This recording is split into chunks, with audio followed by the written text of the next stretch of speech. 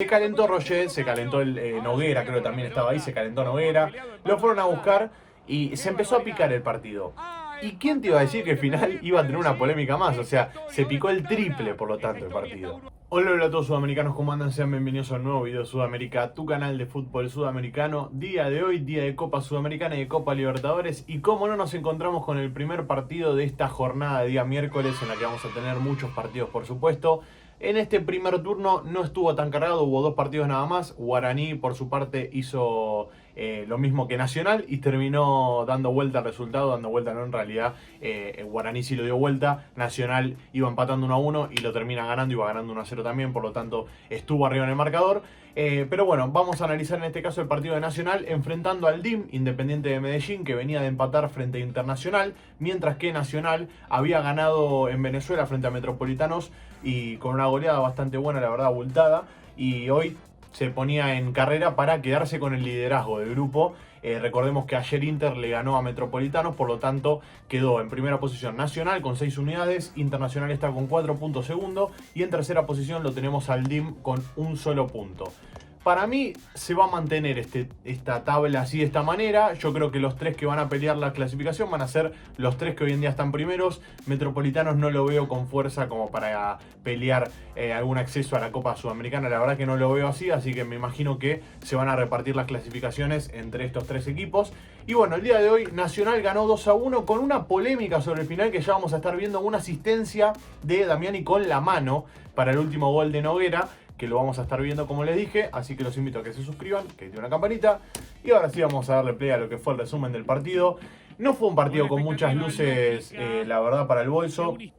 Creo yo que todavía está lejos de esa versión que nos cautivó hace años atrás en lo que fue la Copa Libertadores. En aquel entonces había compartido fase de grupo con Racing, por ejemplo. Por eso les digo que a mí me cautivó. En esa Copa Libertadores me había parecido que Nacional había sido un buen equipo, estaba competitivo, estaba peleando palo a palo con todos los equipos. De hecho, eliminó Independiente del Valle en aquella Copa, después fue contra River y se termina quedando afuera, pero había sido una buena Copa. Y últimamente ha caído mucho el nivel de Nacional, la verdad. Obviamente se desarmó el plantel, se te fue Lucho Suárez del año pasado, por ejemplo, a este año se te fue Lucho Suárez. Bueno, muchas cosas que van pasando en el fútbol uruguayo que quizás uno no se entera en el día a día, pero hay que decir que el fútbol uruguayo también ha bajado mucho el nivel, ha bajado mucho el rendimiento. Sigue sacando juveniles, pero cada vez duran menos los juveniles en el fútbol uruguayo.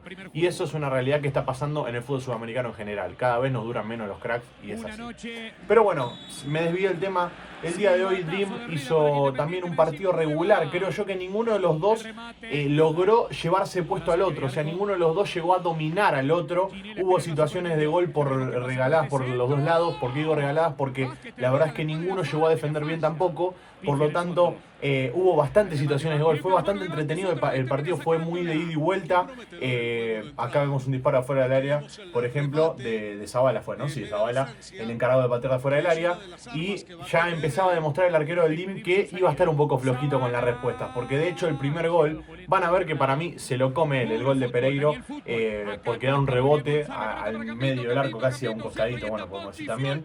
Pero bueno, están viendo que hubo muchas jugadas de gol. En este caso, en el arco del Roger también sufrió bastante. Tuvo un gol que para mí no es responsabilidad de él, así que podemos seguir diciendo que es imbatible. Este chico es arquero de selección, ya lo sabemos de memoria eso. Y yo no sé cuánto tiempo más va a durar en Nacional, Roger. Para mí, dentro de poco se va a ir. Yo creo que sí, porque tiene nivel para estar en Europa y últimamente viene siendo arquero titular en la selección también. Por lo tanto, me imagino que próximamente lo vamos a ver yéndose a marcar la diferencia al fútbol europeo. Pero bueno, como les venía diciendo, fue un partido muy de ida y vuelta. Acá Nacional teniendo una de las suyas también. Si hasta el momento vamos contando, hubo 3 situaciones de gol por lado. O sea, estuvo repartido. Las más claras para mí del primer tiempo fueron para Nacional, las más claras, ojo, las más claras. Acá tuvo una clara, por ejemplo, el DIM, ¿no? Pero las más claras para mí fueron para Nacional. Otro cabezazo acá que se va desviado por poco también. Un cabezazo que podría haber ido más abajo tranquilamente. Pero bueno, ya iba a quedar revancha, quédense tranquilos. El gol de Pereiro iba a llegar después, como les dije, de un error por parte, acá estamos viendo la jugada, mirá, bomba al arco, el arquero da rebote. Yo entiendo que la quiso agarrar en 2 tiempos, no le dio, entonces dio el rebote, soltó el rebote. y se la deja en el pie a Pereiro para que la acomode arriba, donde no llegaba básicamente el arquero.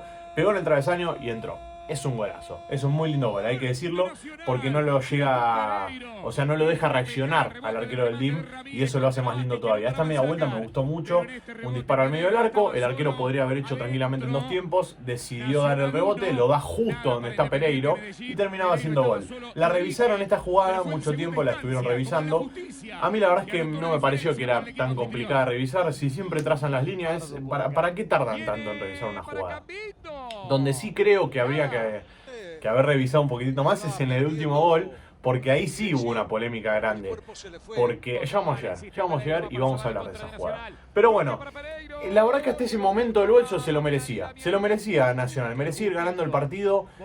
Y como bien les dije, no brilló, pero lo gana con experiencia, lo gana con ese ímpetu copero que tienen estos equipos, como puede ser Nacional, Peñarol, Boca, esa mística que manejan los equipos que quizás a veces no juegan bien, pero lo ganan con la camiseta. Bueno, hoy para mí Nacional lo gana con la camiseta, de hecho.